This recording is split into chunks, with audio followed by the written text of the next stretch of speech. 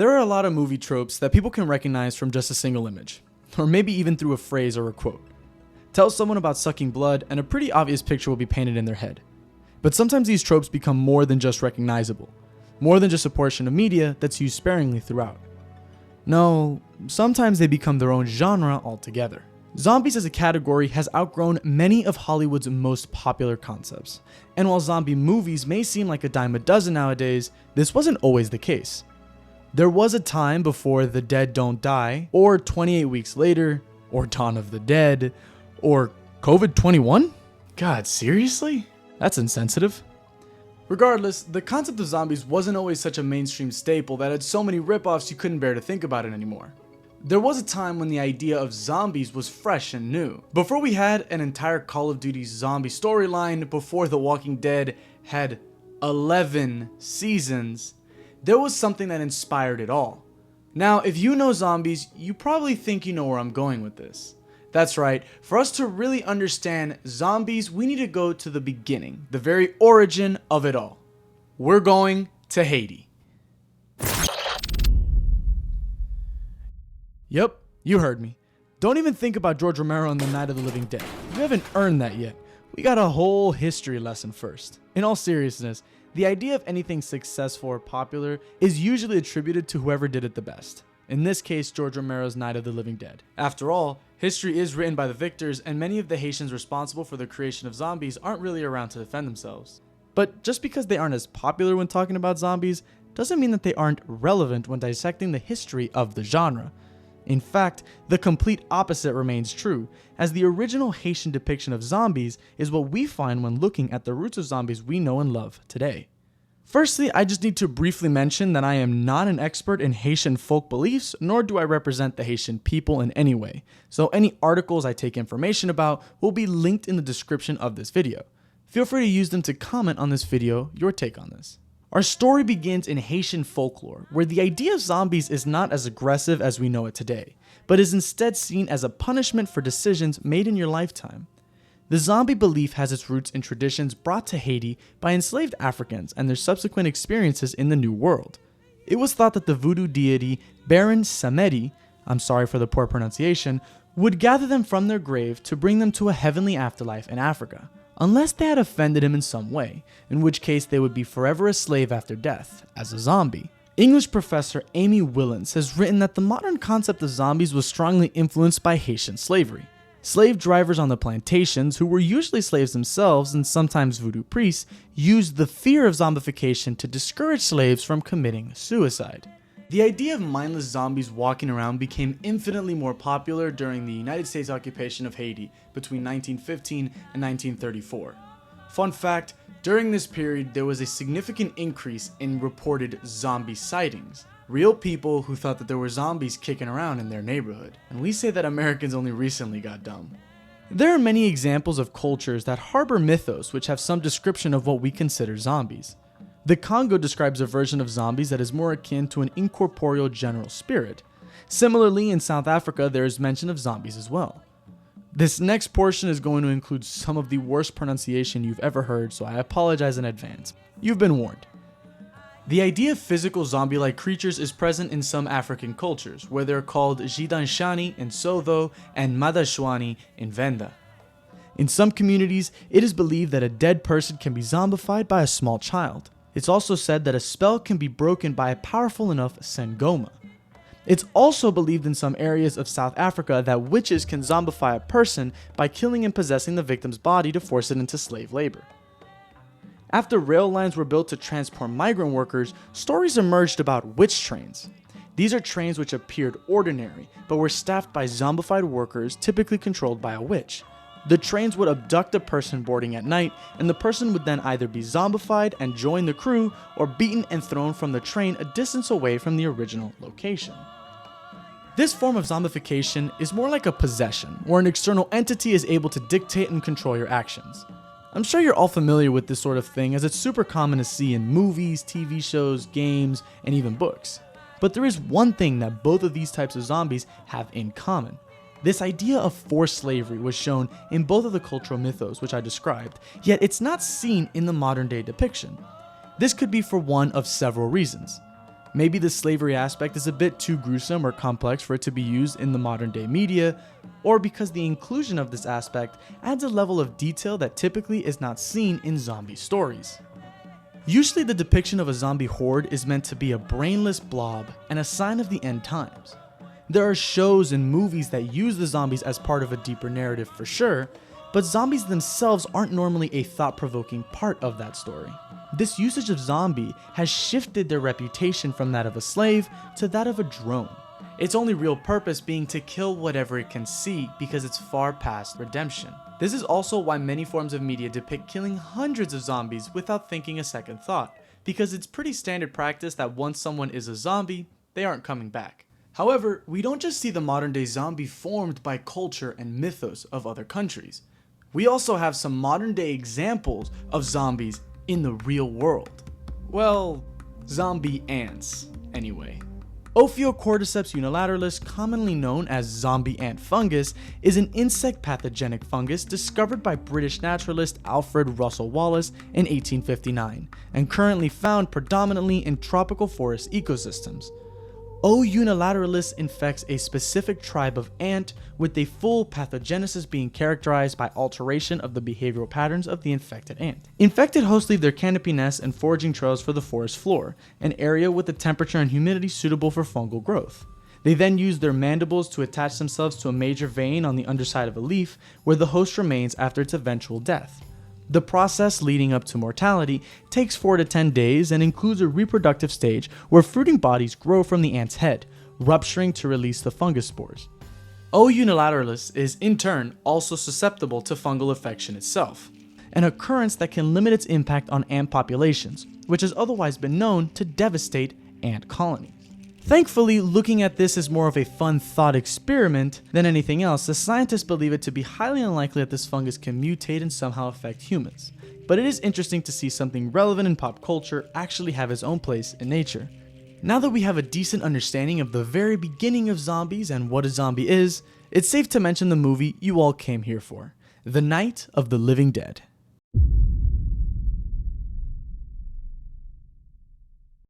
The late, great George Romero's film, The Night of the Living Dead, will go down in history as one of the most iconic films ever made. This is as close to source material as you'll get for zombies. Of course, this movie inspired many spin-offs, my personal favorite being the Call of Duty Black Ops map that features this legend in his full glory as a large and unkillable giant. They even get him to voice some lines for when he gets extra angry. Many of the rules that are associated with zombies are taken directly from this movie. The slow shambling towards people, moving in hordes, weak spots being in the head, wanting to eat people. This movie really did a fantastic job at setting down the foundation for zombies, and it's just a phenomenal watch separate to its cultural relevance. The influence that this movie spread is going to be talked about for hundreds of years. And for the next few minutes, I want to add to that conversation by talking about what some of the inspired movies that came from it have done to move the line forward. There is no zombie video that doesn't mention The Walking Dead. At least not one that's trying to take itself seriously. This show ran for way too long and lost so much steam by the end that there weren't enough people interested in it to be disappointed by the horrendous ending we got. I didn't even know that it came to an end. Shit, they were trying to set up spin-offs before they figured out how they wanted to end the main series. But before season, I don't know, let's say 6 for good measure, we had something truly special on our hands. The Walking Dead is what I like to call baby's first zombie experience, as many people were introduced to the concept of zombies and what a zombie is through TWD. So much so that a lot of people think that all the rules found in the show apply to all zombies in every source, when that isn't really how art or creation works. But I can't blame them. The show does more than an adequate job getting the viewer engaged with the world and interested in the zombies. The wildfire virus, as it's called in the series, started in France and in just 4 quick months became a pandemic for the entire world to suffer through. The show does not reveal too many cards in regards to how the virus works for a very long time, but the gist of it is that a chemical in the air has infected everyone, and upon death you will be coming back as a zombie. In The Walking Dead specifically, there is no cure for this but taking a bullet to the brain. The typical symptoms include fever, chills, seizures, lust for cranium consumption, and loss of free will. That last part is pretty normal for all zombie worlds. Overall, The Walking Dead is great for people who want to know where to get started with the genre, but maybe not the best place to fully appreciate it. Some examples are the Zombieland movies and their more lighthearted take on the whole genre, but you've also got great picks in The Girl with All the Gifts or The Autopsy of Jane Doe.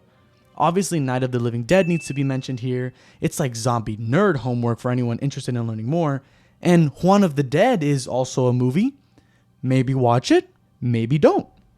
As we get deeper into this discussion, the elephant in the room has started stampeding his way across. Of course, I'm talking about video games and the absolute frenzy of zombie video games out there. They are seriously giving the amount of zombie movies and TV shows a run for their money. Just like we mentioned about movies and TV, video games also have a frontrunner when it comes to the zombie genre. And I think it's pretty safe to say that that frontrunner is Call of Duty Zombies.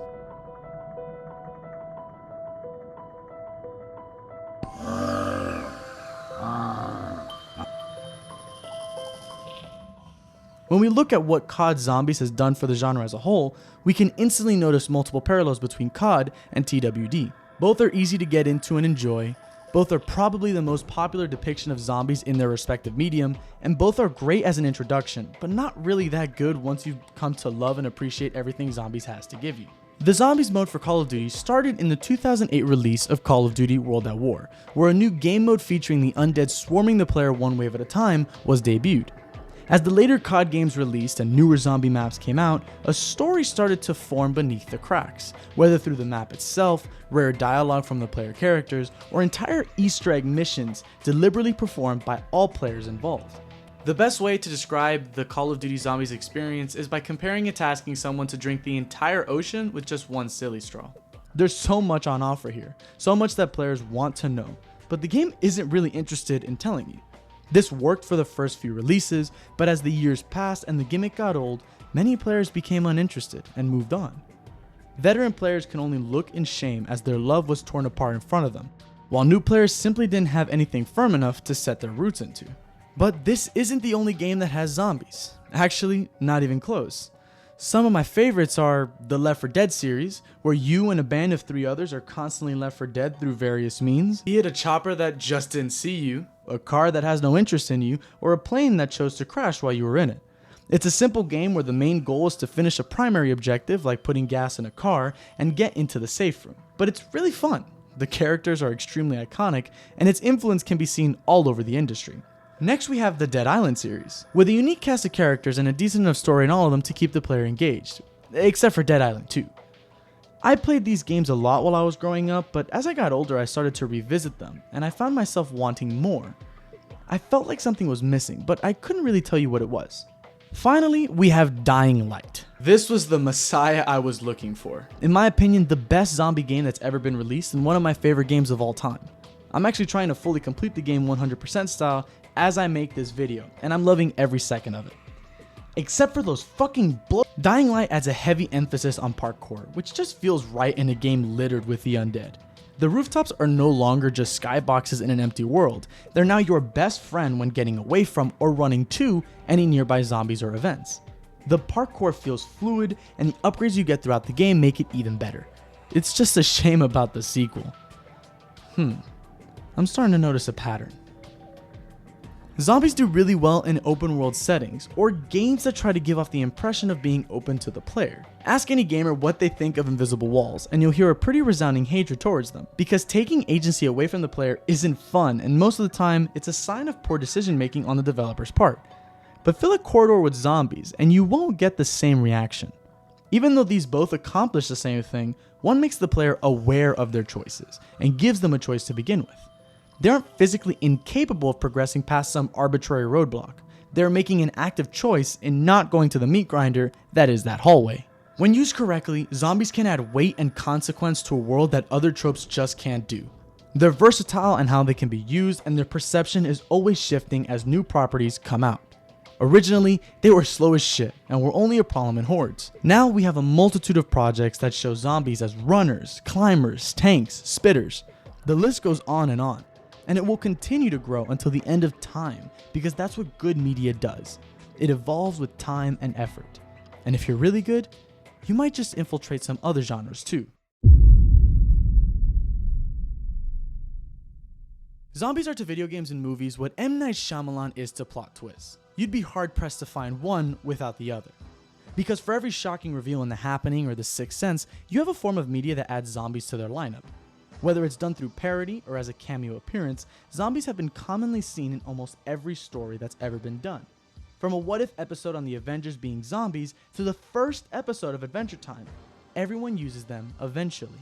Far Cry 5 has a DLC about zombies, and the new Looney Tunes movie has zombies in it. These guys are absolutely everywhere. Sure, some people say that it's a cheap cop-out for an alternative perspective on your world. And I'd agree.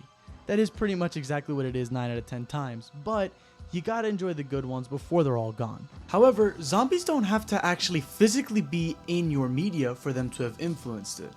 If I told you right now to close your eyes and to picture what a possessed woman looks like, what would be a few of the features that you see? Maybe veins coming out of her head, a gray pigmentation with clumps of hair coming off of her, a creepy walk or shamble, maybe she's running towards you, screaming gibberish or yelling obscenities. That's a zombie.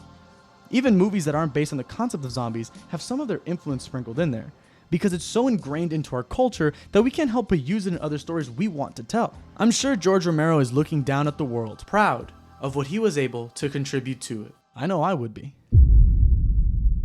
Okay, look away, George. It's time for you to look away. This next part is going to hurt all of our hearts collectively. But it's a question I ask and answer because I think it has some genuine merit to it. Zombies have reached a point of maturity where they can no longer become more popular. Without it dipping to the point of obscurity, zombies aren't getting any more relevant anytime soon. It also doesn't help that there's a long trend of creators and artists relying on zombies as a concept to carry their work. At least, the sequels to their work. There are so many examples of developers and movie writers pouring everything they have into their first zombie game and then just phoning it in for the later installments. Take Dying Light. Great first game, mediocre second game that made me lose interest. Dead Island. Great first game, a pretty good second one. But the one with 2 in the name is an embarrassment to the entire video game industry. This plague even affects movies. For every 28 days later, you have a 28 weeks later. Zombieland has Zombieland 2 Double Tap. I don't want to say that the writing is on the wall for zombies, but it sure does seem that way. And to anyone seeing this who has a great idea for a zombie series, do yourself a favor and just stop after the first one.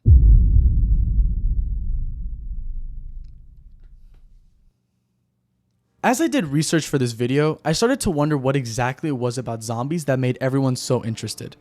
For the last portion of this video, I wanted to investigate why it is that we see this trope used in so many games and movies. Why is it a repeating gag or cameo for a lot of unrelated media? I had to fully understand the psychology behind the zombie if I wanted any hope in ascertaining their impact on society. I think the most important aspect of a zombie is what it means to be looking at one. Whether it's from a distance or right in front of you, this interaction is at the core of why zombies take such an emotional toll on us. Because when you're looking at a zombie, there are so many possibilities of how you got there and what it means moving forward. First, let's start with the most basic and easy to understand. The concept of fight or flight. When you're in close proximity to a zombie, you have a choice to make. Do you use this adrenaline in your body to attempt to fight off this creature from hell? Or do you use that adrenaline to run away and try your hardest to not fall like every white girl running in every horror movie ever? The choice may seem simple, but it could change your entire life. Shit, it most likely will end your life if you're not careful here. You also have to consider outside variables like what weapons do you have on you? What's your escape route looking like? What if you get bit in the process of fighting this thing and/or things? And most important of all, who are you killing? This is a bit of a darker topic, but it does need to be mentioned. The zombies we see in every form of media were once people, and that's one of the things that makes them so scary. The survivors of this world have to watch the degeneration and de-evolution of their best friends, lovers, and family members. How would you react to seeing your functioning human mother become a mindless, soulless husk only interested in ripping you apart? It's a lot to take in and process, and most of the time, the people encountering them don't have that sort of time on their hands. So, if we were to refer to our previous statement, what do you do when you're face to face with a zombie? Let's assume that this isn't a video game, and you don't know all the rules. That you aren't the main hero who can just respawn. You don't know if there's a cure out there, or if there ever will be. Would you kill the zombie? What if it was your friend, your brother? If you walked in on your grandma turning into a zombie? How about then?